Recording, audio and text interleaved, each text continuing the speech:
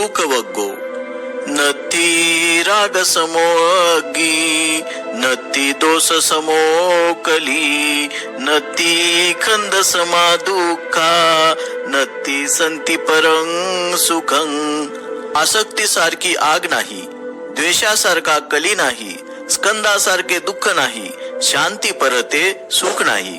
अर्थकथात एका कुटुंबाने आपल्या तरुण मुलीच्या विवाहाप्रित्यर्थ बुद्ध आणि त्यांच्या संघाला आपल्या घरी भिक्षेसाठी आमंत्रण दिले. बुद्ध आणि त्यांच्या शिष्यांना भिक्षा वाढत असलेल्या वधूला पाहून वराच्या मनात तिच्याबद्दल कामवासना निर्माण झाली. वराच्या मनातील ते विचार ओळखून बुद्धांनी ही गाथा उच्चारली.